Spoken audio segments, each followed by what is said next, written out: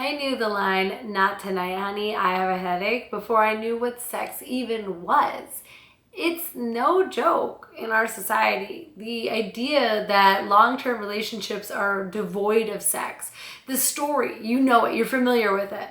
Couple, husband and wife, they've been together for 15 or 20 years, they've got kids, maybe they're young, maybe they're grown.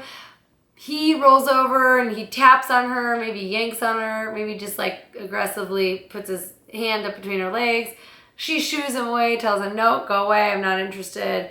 He rolls over dejected, maybe he gets out of bed and watches porn. She goes to sleep, no one's happy. Everyone stays together because they love each other, they're a great couple, they want to raise their kids together, but no one is getting the sex that they want. Not him, not her. And beyond that, no one knows even how to get it. Well, the first step to having amazing sex in all relationships, including long-term ones, is initiating. And I, Caitlin B., sex and relationship coach, are going to tell you exactly how to initiate sex in a long-term relationship. Why am I talking about this today? Well, first of all, let me tell you that I have experienced the pain of rejection personally. I didn't know for the longest time that I was trying to initiate sex in all the wrong ways. I would wait until the exact wrong minute when my partner was the most stressed over work or the house or whatever, and then I would try to initiate sex in like a half-hearted, sort of jokey, like, I don't want to get rejected, so I'm not going to put it all the way out there, but like, please have sex with me. And that would turn him off, and it would make him definitely not want to have sex with me even the next time that I tried to initiate it. I mean, it was a recipe for disaster. And so I'm making this video because I want to save you from going through all the pain that I have gone through. And chances are good that you know exactly what I'm talking about. If you're watching this video, you probably know what it feels like to hear no and then wonder, is there something wrong with me? Am I not sexually desirable? Am I not attractive? Does my partner not want me at all? It's tough. It's tough and it's painful, and when our partner rejects us sexually, that's one of the most painful things that we can experience.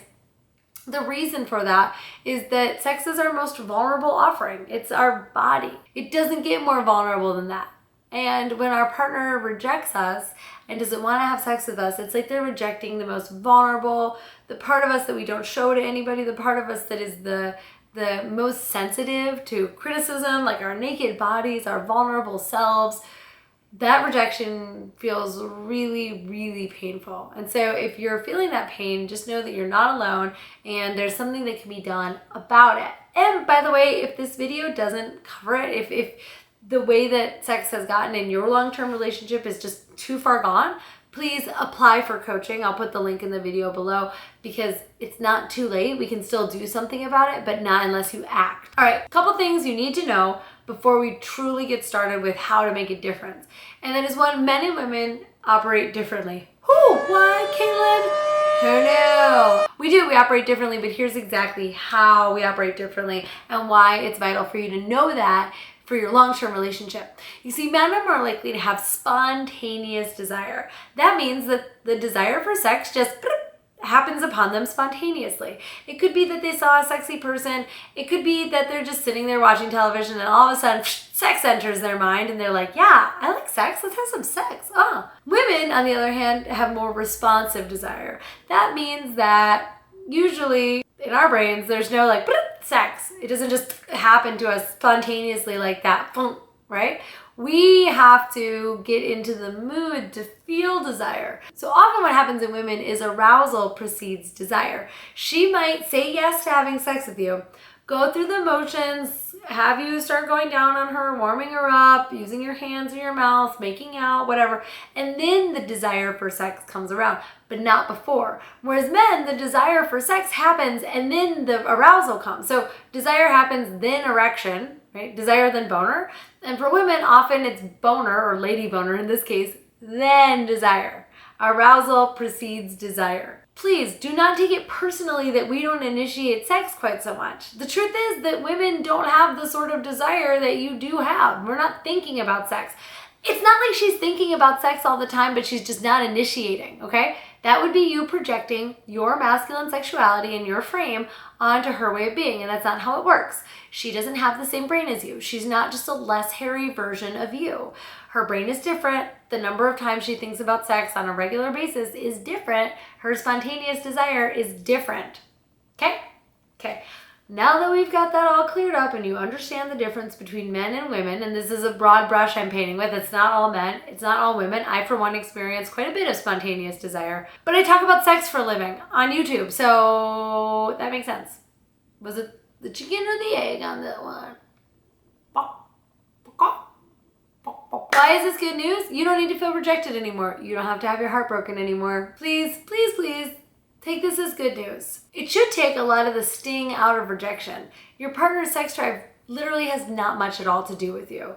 Could be her changing hormones. It could be her aging. It could be a whole litany of factors that we're going to get into in just a moment. But what I want you to avoid doing above all else is take that feeling of rejection and bring resentment and pain into the bedroom.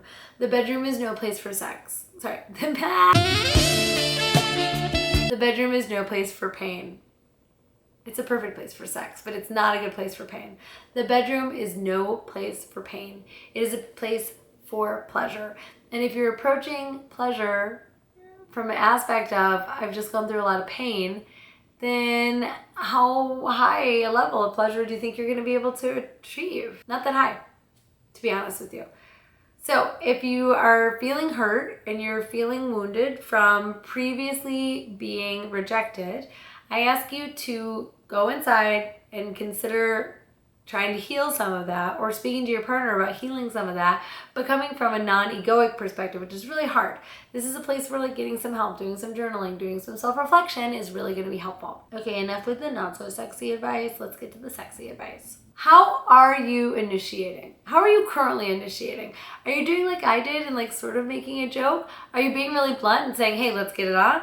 Are you trying to caress her in between her legs and that's the only way that you ever initiate sex? How are you initiating already? Notice that. Take notice of that. Ask yourself if that's really how you want to be initiating, or if it's just sort of like how you've come to initiate after years of pattern behavior. Once you've noticed how you're initiating, ask yourself and ask her how you would like to be initiating sex. Often, women are not as aroused by you going straight for our genitals or our nipples as a man might be. You might need to initiate sex with her by giving her full body touches or a full body massage, or even making out with her complete with tongue. As Esther Perel says, when these lips open, these lips open. Or maybe it's something else entirely.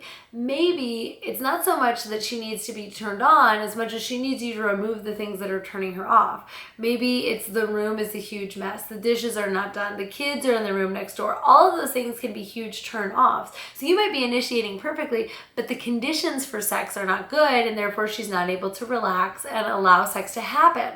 Ask her what situations make her the most aroused. Does she get the horniest after a shower because she feels really clean? After you've gone out for drinks with friends because she needs a glass of wine in order to relax enough to have an orgasm? Does she get the most aroused after she sees you doing something that you're awesome at, like building something or playing with the kids? Does she get the most aroused after she's hit the gym because her body's really relaxed and she feels very much in her body and not in her brain? Learning the desire triggers, the things that actually make it easier for her to get aroused, and then planning your initiation around those. And then equally knowing the things that turn her off and planning your initiation around those, so that you know when she gets back from the gym is not the best time, but right after she showers is. When she gets back from the gym, you can start putting away the dishes and cleaning up the bedroom so that by the time she gets out of the shower, she's more open to having sex be initiated. It's not rocket science, it's just a combination of being open, honest, communicative, and I know that I just said those three things like they were easy: open, honest, and communicative. They're not. They're really hard, especially when it comes to talking about what arouses us. It can be hard for me to say to my partner, I don't really like having morning sex. I know that you like it, but I would prefer to have sex on the evenings. And then Saturday morning when we've got several hours, that's like the prime morning sex time for me. Even just saying that might feel like I'm rejecting him. It might feel like it's hurtful. It might feel like I'm not going to have the kind of sex that I want to have anymore. And so I'm afraid to say anything. And so I'll just put up with the kind of sex that I'm having. And if that's you, just know you're not alone. It's perfectly okay. It's totally understandable.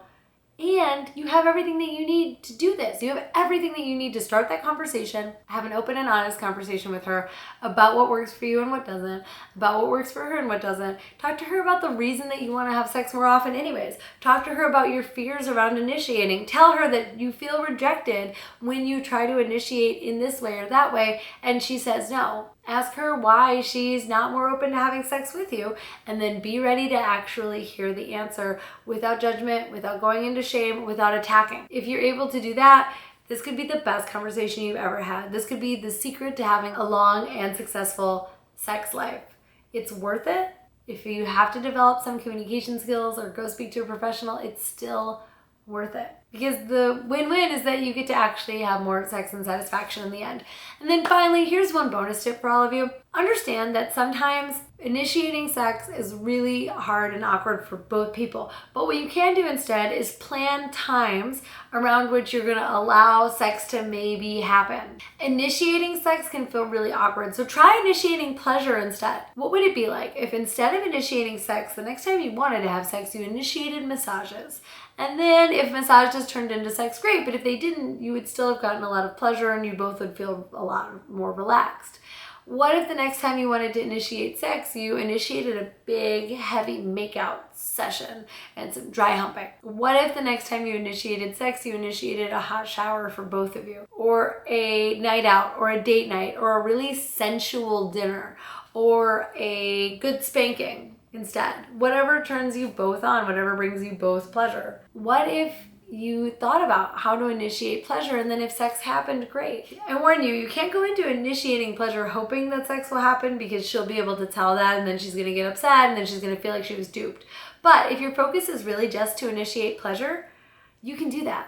I totally believe in you. You have that in you. And more pleasure, even whether or not includes sexual intercourse, is a good thing. More pleasure usually leads to more sex, even if not that night, even if not that week.